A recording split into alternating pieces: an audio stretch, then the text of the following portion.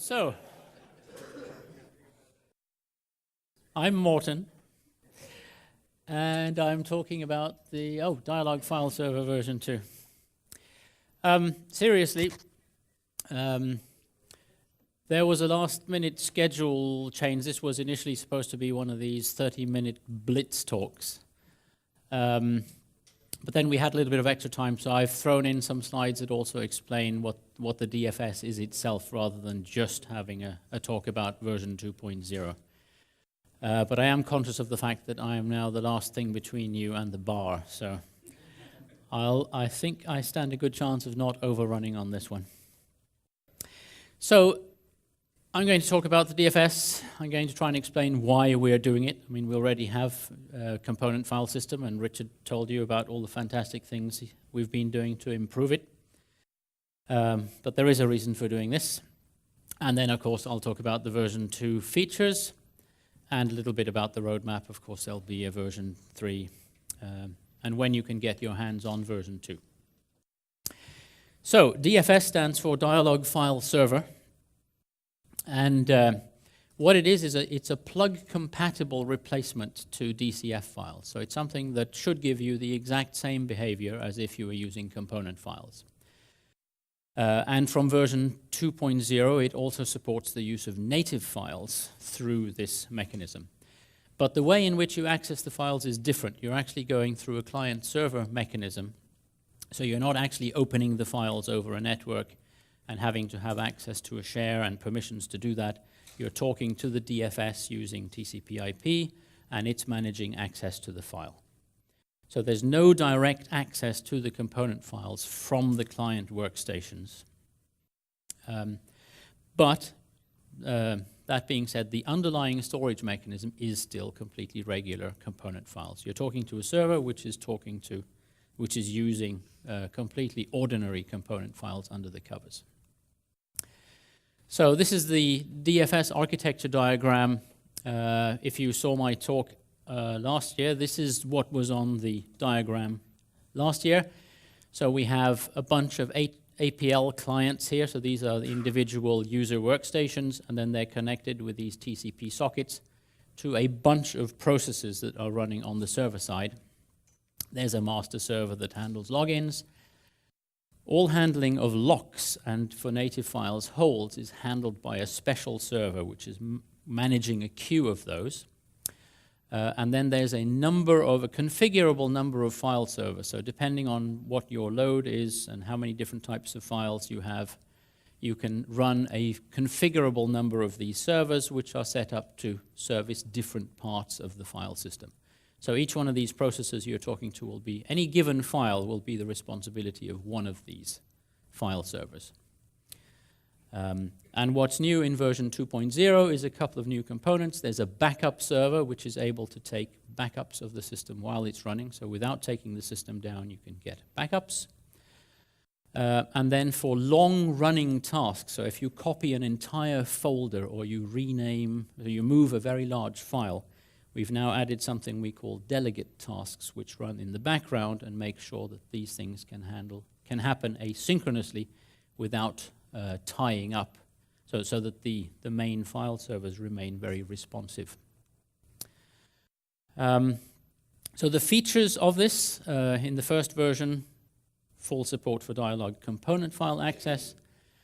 From version 2, also native files, so you can open native files and do all the regular native file functions, plus a few additional file and folder utilities that I'll go through. And then, because one of the motivations for creating this was to help people migrate off mainframes, where they were used to a much more secure environment for their component files. You know, nobody could just open a file over the network, but you had this very securely on the mainframe. Some of these customers were using STSC ShareFile AP and needed certain features of that as part of the migration. So there's a bunch of additional functions from ShareFile that are also supported by the DFS. But we haven't implemented the ShareFile AP library number concept. You're still only referring to files with path names. And there's a management console, which is, of course, a MyServer, another MyServer application. Right, so one of the big differences compared to using regular component files where you just, you have a file name on a share, you just open it, is you have to log into the DFS before you can start accessing the files. So it has its own user table, and it can either validate you with using its own password mechanism, so it's just using its own table of user numbers or passwords, or it supports initially integrated Windows authentication. So if you're on a domain, if you're in a Windows domain, then the Conga system that's handling the connections is able to provide your credentials to the server so it can see what your Windows user ID is. Then that's still authenticated against the list of people who are actually allowed to use the DFS. But you don't have to log into it. We can capture the credentials on the client side and prove who you are. And as we move this to Unix environments, I expect we will add support for other security mechanisms, Kerberos, for example, to do the authentication of the users. So why are we doing this? Well, some people are switching to relational databases, but there's still a very large number of applications that do rely on component files. Component files provide very high performance if you use them, if you have a database that's created specific to your application. But there are a couple of problems with that, because if you're typically in a Windows LAN environment, first of all, you probably need to get the system administrators to create some shares where you can put the files on. There may be some hassle with that. Secondly, the DCF opens a file, read-write, it needs to update the component trees and so on. It needs, even if you have file component access matrices that theoretically limit the access that a user has, the APL system actually needs full read-write access to the file in order to be able to operate. And that's a security issue. The access matrices only apply to opening the file via DCF. But of course, in a LAN, somebody could open the file using Notepad or VI or whatever and start poking around and see all the credit card numbers and change them and so on. And as Richard and Gitte have mentioned a couple of times, the DCF is overly sensitive to network reliability. So if you have dropouts in the network, you can actually get crashes and corrupt files. We've done some work to deal with that with the journaling, but if you go through the DFS, which is accessing the files locally on the server, you have even more security and reliability. And in particular, locks, as Richard mentioned, often perform badly on LANs, and the DFS allows us to have a much more efficient lock mechanism. Right, and some of this is sort of a repetition. The access matrices have absolute authority, so it's back to the good old days of the mainframe where it was only the access matrix was the only thing that controlled whether you could access a file. You don't need file shares, you just need to open a TCP port or 304 to get access to the file system. The file server could be running anywhere in your network, it could be on access through the internet, etc. And of course, one of the things that I think people sometimes miss with the DCF, the Dyalog component files, is the ability to monitor the activity. So because we've written this server that's handling all the file accesses, we can give you a monitor that allows you to find out who's holding a file, log them out of the system. If somebody's tied a file or held a file and gone home, you can find them and kill them. Well, you laugh. The session, yes. In fact, you could, if a user has more than one session, you could kill one of them and leave the other ones running. The DFS is much more resilient to network glitches. In fact, it's so resilient that the server can, in fact, go down. You can have a server crash where all the processes on the server side stop working and the server is restarted. And the clients are able to reconnect via TCP/IP. And if they didn't have any active file holds at the time where the server was recycled, the sessions can be automatically restarted and work can continue as if nothing had happened. And one thing which I think somebody mentioned, I don't remember who, Carlo probably, the issue that if you have multiple threads and you want each thread to have its own file holds and not interfere with other client-side threads, the DFS, because you log in, each thread has or each connection to the DFS is an object, instance of an object. Different threads can have their own, can log in separately and be separate sessions against the DFS, which means that they can completely individually have their own locks and holds and so on without interfering with each other. Yes. Longer-term benefits. Well, there's a bit of a there's a weapons race developing now, of course, between the DFS team and the DCF team.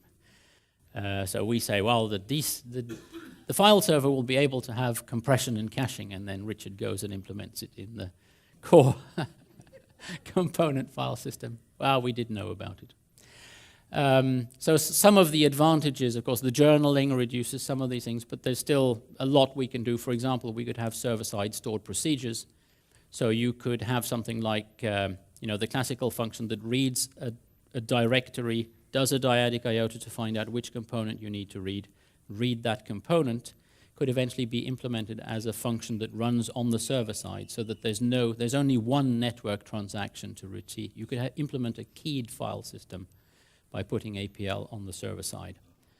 And one thing that may be very interesting to people with critical data is that eventually we imagine that the DFS you'll be able to run two instances of the DFS connected through some kind of wire.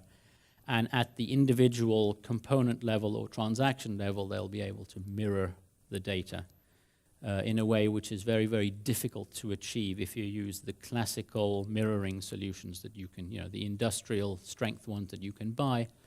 It's very hard for those systems to maintain a coherent image of a component file because they copy the blocks not necessarily in chronological order, etc. But we think with the DFS, with mirroring, we should be able to have a really reliable mirroring mechanism. But of course, that's a lot of work. That's not something we're going to do in a day or two. And transactions, but then Richard's already talking about transactions in the DCF itself. So the implementation, it's actually nearly entirely written in APL. All of those green boxes on the server side are just APL processes. The monitor is another APL process running the My Server, the web. I'll show you some images of that in a minute. Some extensions to Congo were required in order to implement this, so we had to, Björn had to put in some code to actually do the transmit the Windows credentials through Conga. And in version 2, we've had to have some extensions to the underlying component file mechanism so that we could implement backups of component files. So when the backup system kicks in, when the backup starts, all the component files switch into a mode where data is never ever overwritten. All the data that's written to the component file is actually, there's a duplication of data happening during the backup, and then when the backup is over, that's resolved again. Right, and we've talked, the other benefits of APL are obvious to everybody, I think. But we may add more C code if it turns out to be performance critical. So the current performance of the DFS, there's clearly certain types of operations. It depends very much on your network, how big the components are, etc. But the launch customer who's been using this for about a year now certainly found that it was faster in their case using the DFS than using components files over a network. And in particularly when they had clients that were separated by some distance over a slow network. And the main reason for that is that the DCF uses exclusive ties. So there are no share-tied files when you're using the DFS.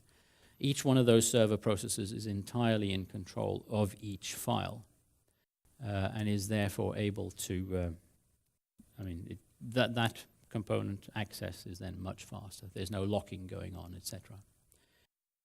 The file holds, in fact, I think, in a large multi-user application where there are lots of people sharing a file, the file holds implemented in the DFS are much more efficient and much more predictable, reliable.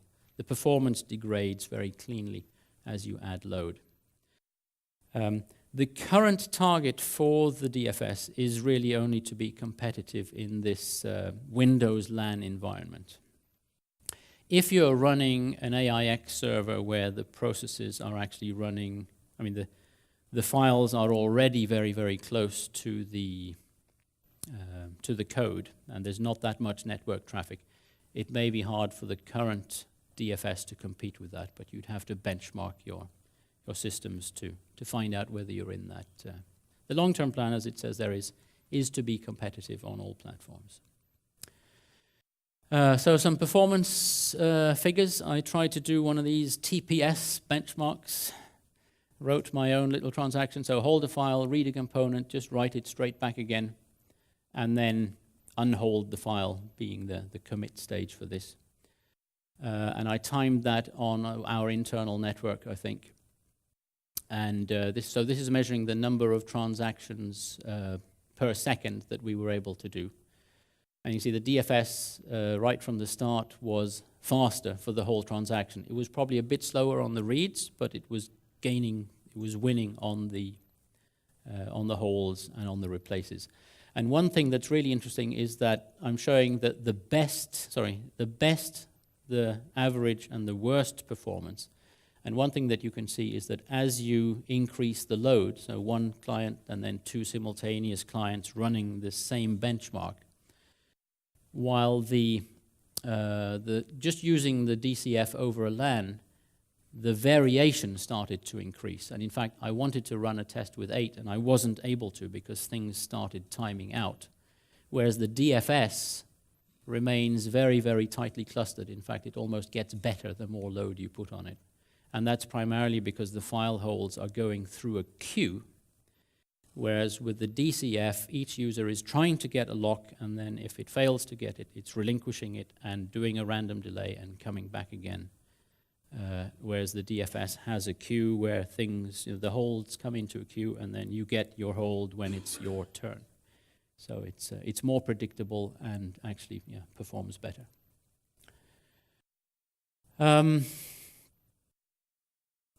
Right, so we've mentioned the fact the access matrix is always enforced. You can't bypass it as you can with the DCF, just logging in with user 0.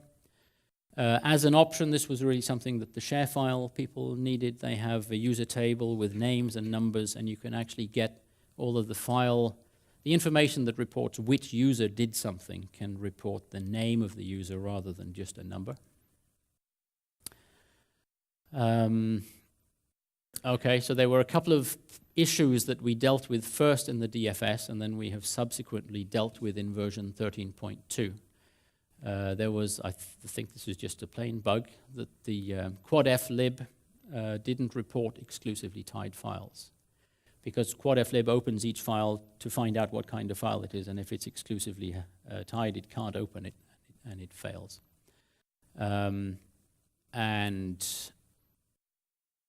talking to customers, we quickly found out that updating quadfhist to report the latest time the file was tied turned a tie into a very much more expensive operation because it was actually a write to the file. So we disabled that. The DFS can tie more than 253 files. That might also be a restriction that we remove from the DCF. And then there's this one here, which may be slightly contentious. I don't know if you're aware of it actually, but if you return to immediate execution, all file holds are released in the regular component file system. And the reason for that was to avoid this problem where an untrapped error in an application would bring the entire system to a halt, and people would run screaming down corridors saying, who's tying this file, etc., etc. But we think that in a modern environment where people generally are using error trapping and so on, it's actually more useful to be able to not do this so that you can actually debug a situation where the system crashes while you have a file hold. So that was a conscious decision. We could probably have done something about this. Okay, so DFS version 2 as I mentioned, it can do online backups and restores without taking the system down. So you get this, what is it, 24 by 7 by 365 or whatever they call it. Well, maybe we shouldn't claim that yet. There's a detailed performance monitor. There's improved performance of all these long-running tasks because we fire up delegate tasks that so they don't interfere with other operations. Quad flib is faster because you can configure the system to just assume that anything that has the extension DCF is a component file and not open each file to check it. And you can bootstrap applications from the DFS in version 2. And I think I got ahead of myself there slightly. Yeah, so the way the backup works is, of course, the thing you want is to get a snapshot of the file system at a particular point in time. So that's actually the point in time where the backup starts.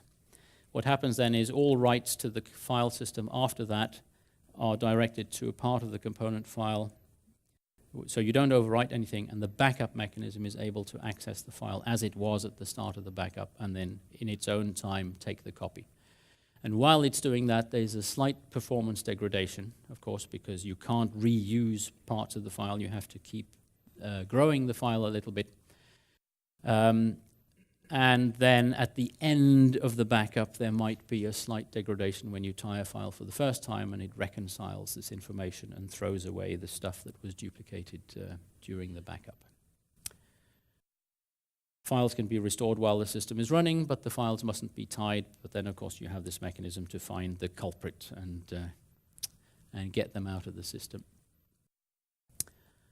Right, I've said pretty much all of that. So the bootstrap mechanism is a new feature in version 2.0. So this is for a client who wants to be able to start the entire APL application just using a socket and not having to have a file share where they can get the Dyalog executable and all of the definition of the system. So the DFS 2.0 supports a mode where you can connect to it, and it downloads an application manifest, and it then downloads all the files. There's a full set of native functions supported. Again, that's for people who really don't want to create file shares. They just want this one socket which allows them to do everything, including native file access. In order to make that practical for the application, we had to add a number of functions, which are things that people would usually have done through the Win32 API. So get a list of, oops, I locked that. Get a list of files in a folder and so on, things that you would usually have gone directly to the Win32 API to get the data. Those have been added as functions in the DFS so that you can ask these questions, and maybe those will also be added to APL in the future. That's not yet decided. And also functions to copy entire folders around was something that the second client needs and therefore had to be added in order to make the DFS useful. Yep, so there's the full list of extended file and folder functions.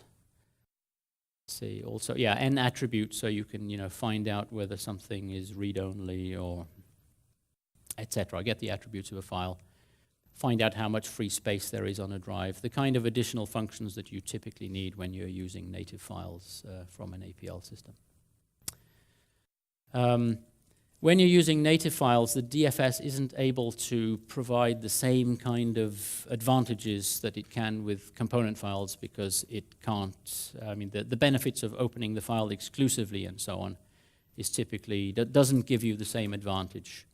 For component files, you can argue that security is enhanced, but when you're talking about native files, most people would usually expect the security for them to be handled by the server operating system rather than being something that the DFS controls. So we don't think the use of native files is going to be as widely useful to people. I think we still primarily think of the DFS as a server for component files. That's where it's really going to excel and increase performance and security and so on. But if you really have this need to also have some native files, flat files, through this mechanism. That is possible. Right, and I mentioned the performance monitor. So we log really a very large amount of information for each and every file operation. This is something that can be switched on and off. So if you don't want this information, of course, there's a slight performance cost of recording it. And there's a web monitor that provides short term. The last 15 minutes of data are kept in memory on the server, and you can have a look at that. And we're going to produce some tools for doing historical analysis of these records as well. So here's a few screenshots of what the performance monitor looks like. It's a My Server application. So here's sort of the REST page where it just tells us you're running these two servers.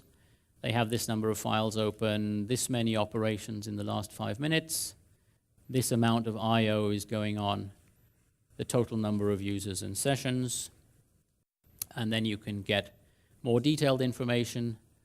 I think we're looking at, that you have a column here for each one of the file servers. You could have many of those boxes, and then you can actually see how many operations of every type of operation has been happening in the last 5 minutes. And you can also drill down, break down by individual user. You have logs of all the errors and warnings that have been encountered. And let's see, what's this one? This is details for the files. So we can see for each file, we can see how many ties there are, how many holds there are on this file. Sorry. For each file, no, I don't think so. Well, yes, if you drill down, you get information for each client. But in the table in general, it's just this is each server. So this is identifying which server is opening a particular file. The files used in this example, unfortunately, have very confusing names. They're all called client something because it's part of some test that's being run to generate data, I think. Yeah. So this doesn't mean it's a client. These are file names. So you can see, in the last 5 minutes, it's been tied by this many people, held by that many. There's been this many reads, writes, other operations, how many bytes are going in and out of each file. So you can get a very detailed picture of the load on any particular file and think about whether you should be sharding your database differently or whatever. You can get information on individual sessions. So here's Brian and Morten, and when they were last active, how many files tied, held, how many file operations they currently have queued. You can drill down on a user and see the details of which files they have tied. You can drill down on an individual file and get the full list of people who are using it, whether it's a shared tie. Well, I suppose if there's more than one, it's going to be a shared tie, and get detailed information. What's this one, Brian? Oh, okay, so we're looking at the details of the holds. And I'm queued for a hold, and Brian actually has the hold, right? And then we can decide that Brian's in the way, and we want him to leave the system and terminate his session, from here.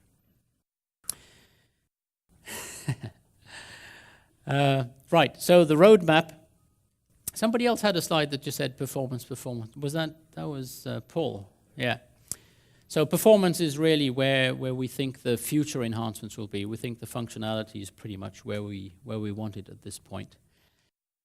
Caching, same issues as Paul was talking about. So we can keep, the file components that have been recently used by lots of people, we will keep cached in the memory on the server, which means that we can perform file operations much faster. Multiple file operations in a single operation. Richard beat us to that one. But of course, it's trivial now for us to add it. In fact, we have to add it in 2.0, don't we? The stored procedures, compression, Richard got there first. Transactions, there's a race going on at the moment. Of course, we do cooperate with the DCF team, and we build on top of what they provide us. The mirroring, disaster recovery features.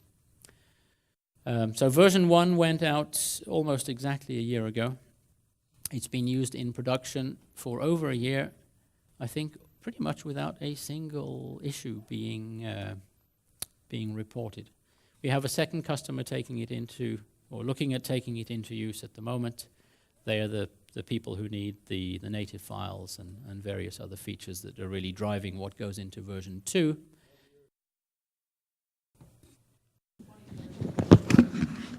It should say 2012. Sorry, yes. So that was must have been a late night edit. So what we're thinking now is once we have these 2 customers in place using it, we want to open it up really for general availability. We're waiting. We now have a technical writer, so we're going to be working on writing documentation, and we'll be able to release this as a proper released and supported product, whereas until now it's really been on a project basis with the first 2 customers. It is not free. It's one of the, most of the things that we build, the My Server, SOARs, etc., are things that we just include for free. But here there's a serious support commitment on our side. If you start using the DFS, it's really a production environment for most people. And therefore we are charging a fee for this. And that's really all there is to say about the DFS at this point. So, any questions? Nope.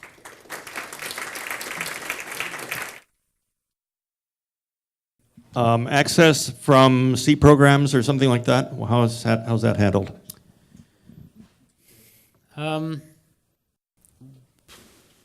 That's a good question. We haven't had a request for that yet. I mean, it's fairly trivial to put together a COM component, a .NET component, or a web service component to cover this. So if you told me you needed that, I could probably build you something in a week or 2. But then you need to talk about, well, how do you want to be able to read any APL array, and how do you want that translated to C? Yeah. I'd like to make a couple of suggestions, if possible. One is a concept of a timestamp where multiple people are connected and they're all reading data. So a timestamp would allow other users to know that the data that was read is now dirty. That's one. That's pull technology. Yeah. The other one is a push technology where I express interest in something and say that every time it's updated, let me know. And I can can resolve a lot of issues that I face. Just a wish list, not that you have to implement that, but something to keep in mind. I mean, that could be part of the DFS. It could also be that we provide mechanisms to other types of shared memory systems. I know we have customers running something called memcached and other technologies for sort of distributing data between processes. So, I mean, we're aware of that requirement. Whether that should be something that's actually built into the DFS, I don't know. Yeah.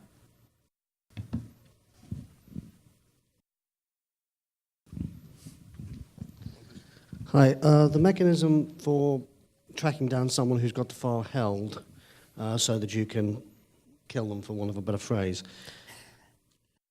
Yeah. Does that require a human monitoring the thing, or can you have some robotic process run by APL of monitoring and deciding if someone has gone and therefore that session can be killed? Well, at the moment it does require an operator, I think, but there is an API for this. There's a number of file system functions that aren't the usual ones, that are administrator functions. And we could add that, but that's a rather dangerous thing to do, I would say, to automatically terminate processes. The other question I have is, obviously I have sessions which are connected to by many people, and they're time fast. And you said that you could hold the individuals could hold it. So does that mean that the session that's requesting the hold tells the file which user is connecting, or is that something that's done via the session? So when you request a hold? Yeah. Well, you do if a quad F hold. Yeah. The system knows who you are, of course. Yeah. Well, it does it because if it's a session that's running on a server connected to by many people who are using that same session. No, I mean, the individual client workstations would call quad F hold. Yeah. And that goes into a queue which is managed by the file hold processor. But it knows who everybody is. It's not actually doing any file holds in the file system at all. The file hold server is just managing a queue. So the DFS, in fact, doesn't perform any quad F hold operations at all during its operation. The file holds are entirely faked. Right? I mean, the F hold is a cooperative mechanism anyway, right? And one F hold only prevents somebody else who does an F hold from proceeding. Yeah.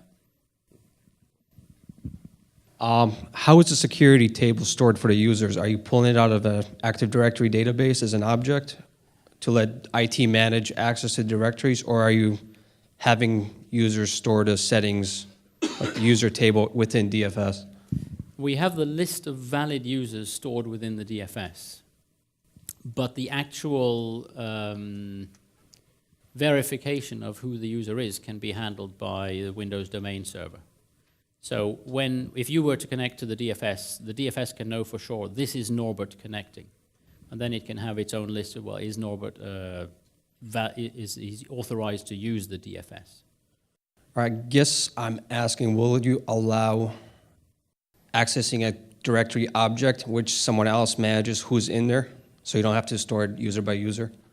It could be automated in Active Directory scripting, etc. Okay, well, that's not something we do right now, but as I said, as we move to other platforms, we're certainly interested in supporting other access control mechanisms. So, let us know what you need, and we'll build it. I have another question. Is regarding the login, or is that possible that you can create some feature, something like you can log every transaction? User come in to change a component. What is changed by whom and when? That kind of things. Yes, I mean, there's no reason why we couldn't I guess extend it the with that. solution would be like you throw everything to another file, Yeah. just log it there, and it save it there.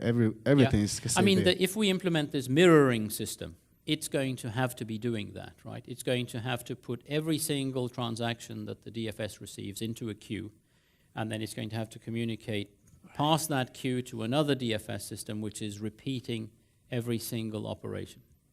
So yes, yeah, you could do that. Yeah. Thank you. I think we are out of time, so it's off to the bar. Thank you very much.